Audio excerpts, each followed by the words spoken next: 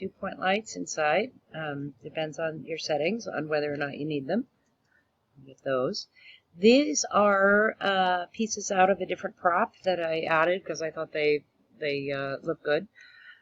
So we have the little, sort of HUD sort of things, and in theory, whatever it is that's projecting. All of which, of course, would be optional. You'll note it's not as bright in here. That's because in the default file, my glow settings and tone mapping and all of that is somewhat different than from the file that you saw. Let's look at the actual textures, because that's what really matters. So this particular prop was very, very complex. I do not recommend you start with something like this. But basically what we have is a simple, there's no diffuse map. It's basically a grid. Mine came from DAZ. There's actually I guess you'd call it a shader set that's made for creating holograms. So I actually exported this prop from DAZ, this kit bash prop from DAZ with those textures applied. Which meant I had to do a lot of cleaning up. I don't recommend doing it that way, but that's how I did it. At any rate, you could probably apply this, without having to go through all that. So there's an opacity map, and then there's a glow map. And the glow is set to about 50. I have a lot of problems with light flickering, even though I turn off light flickering or say suppress light flickering, doesn't seem to matter. So I often don't have the glow strength up as high as it could go, but you can put it up. And then I have self-illumination, but not all the way up. I just liked the effect that it had at, whatever I had it at. And then we have these things down here. Again, not as high as they could be. Just depends on what kind of effect you are trying to achieve. And like no bounce. I don't mess with alpha or translucent most of the time. I don't really understand them, but they are probably good things. Of course, you can turn on super sampling. I'm just kind of starting to learn how to use super sampling, so I didn't have it on already. Okay.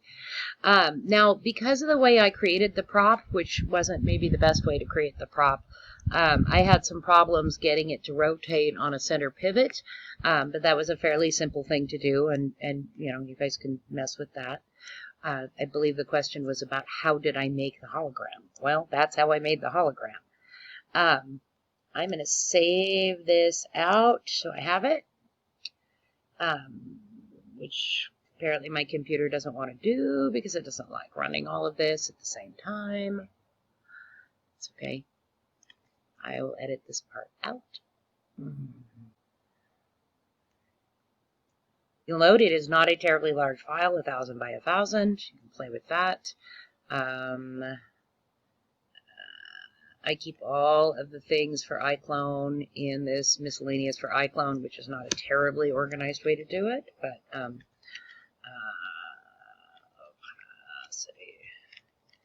and glow hologram, because I never know how I'm going to want to find these things again. Save. Right. Close affinity.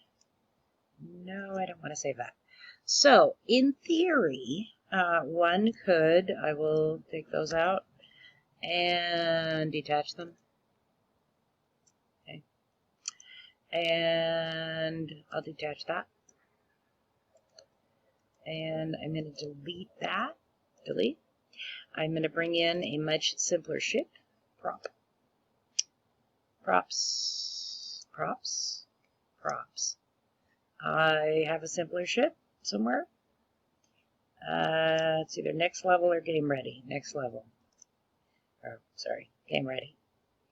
Game ready. Where are you? Game ready. The alphabet is not my strong point. There he is. Game ready, small spaceship. Way lower poly. One of the things that took me so long was the prop that I had created with those from my dad's assets was enormously high poly, which made it very hard to deal with. Center. Okay, so simpler ship. Now modify. It only has one texture. Load my hologram.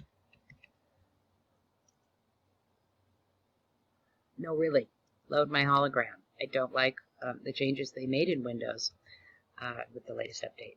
I'm probably not unusual in that. Paste. Okay. Delete. Okay.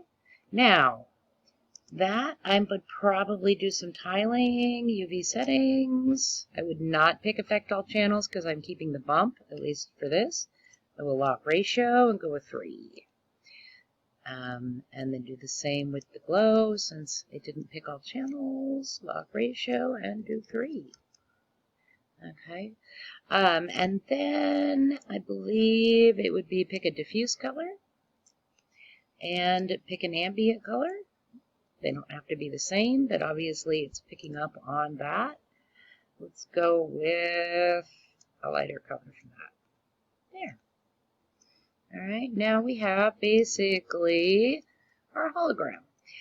The difference in the way this and my old one looked has mostly to do with the way the textures are mapped, the original textures. And again, I did that in DAZ, and it was not easy. I messed around because there were a lot of moving parts in the 2 ships that I kit bashed together to create the ship from the story. So, now, in this case, I would probably turn the glow map down. Again, it's just a little too much. Can turn on one of these point lights if you want. You get a slightly different effect when you do. And the rest of it is really all about your general settings in your for rendering, your render settings and your GI settings. For those who are curious, because I've gotten asked about this in the forums, my settings, visual settings, there's my HDR settings, to get a sense of I don't know, it just gets the effect I like. And then I usually have pretty high shadows, although this was a base, I turn that up. I usually, especially if I have people in there, I usually turn it up to 2048. Let's put on that. In GI, I have not super high bounce. I do turn the voxel cones up. It'll only let you go to 65 or 16, but you can type in 32, and that's one of the tricks that I use, as well as in visual settings. Put it on high and suppress light flicker. Now, if you have a lot of characters in there, you're going to bog down. I usually have to do all my animation and everything in, I'm not even in high, medium, or in quick. There, now I'm in high. So you get a sense of how to create a hologram. It wasn't difficult. This, like I said, was a different prop. That too has opacity settings, and some people might want to see how that's done. So that came from another DAZ set, and I just took it apart and kept that part. So it has this map here, and it's this part. Well, you can't see. I can't move my. Anyway, it's this part down here that makes it do that. Because I changed the opacity map. So the only part that's being used is this bar of glowing. Anyway, you get the idea. And again, not super high on the glow is fairly low. The transparency is pretty high, as in the opacity is low. Okay, apparently opacity is high.